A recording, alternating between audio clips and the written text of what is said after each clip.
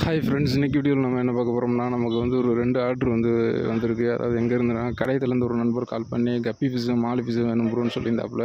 அப்புறம் இன்னொரு நண்பர் வந்து காரைக்குடியிலேருந்து மெசேஜ் பண்ணி நமக்கு மாலி ஃபிஷ்ஷு மட்டும் வேணும் ப்ரோ, அதை எடுத்து வச்சுருங்க, யார்ட்டையும் கொடுத்துறாங்கன்ட்டாப்புல. அவர் ஃபோன் அடிச்சு ஒரு வாரத்துக்கு முன்னாடி சொல்லிட்டாப்புல. சரின்னு சொல்லிட்டு அந்த நண்பருக்காண்டி எடுத்து வச்சாச்சு அந்த ஃபிஷ்ஷை. அவங்களுக்கான பேக்கிங் வந்து எப்படி பேக் பண்ணுன்றதை காட்ட போகிறேன்.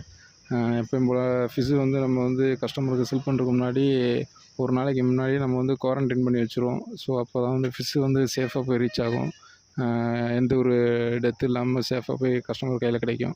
அதனால் ஒரு நாளைக்கு முன்னாடியே நம்ம வந்து ஃபிஷ்ஷை வந்து குவாரண்டைன் பண்ணிடுறோம். குவாரண்டைன் பண்ணி இப்போ வந்து ஃபிஷ்ஷை வந்து செப்பரேட்டாக, அதாவது ஒவ்வொரு கஸ்டமர் 6 ஃபிஷ்ஷு கேட்டிருக்காங்க. அதனால் 3 ஒவ்வொரு கவரில் பேக் பண்ண போகிறோம். மொத்த ஃபிஷ்ஷையும் ஒரே கவரில் போட்டோம்னா கொஞ்சம் ஃபிஷ்ஷு வந்து ஸ்ட்ரெஸ்ஸாக ஃபீல் பண்ணும். ஃபிஷ்ஷோட வேஸ்ட்டு வந்து அதிகமாக இருந்துச்சுன்னா ஃபிஷ்ஷு வந்து கொஞ்சம் ஸ்ட்ரெஸ் ஆகிரும் ட்ராவலிங்கில். அதனால் செப்பரேட்டாக பேக்கிங் பண்ணுறது கொஞ்சம் பெஸ்ட்டாக இருக்கும்.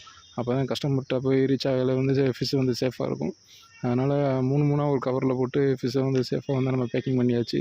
நெக்ஸ்ட் வீடியோ கஸ்டமரோட அன்பாக்சிங் வீடியோஸ் பார்ப்போம். சேஃபாக ரீச் ஆகிடுச்சா இல்லையான்றதை. தேங்க்யூ ஃப்ரெண்ட்ஸ், பாய்.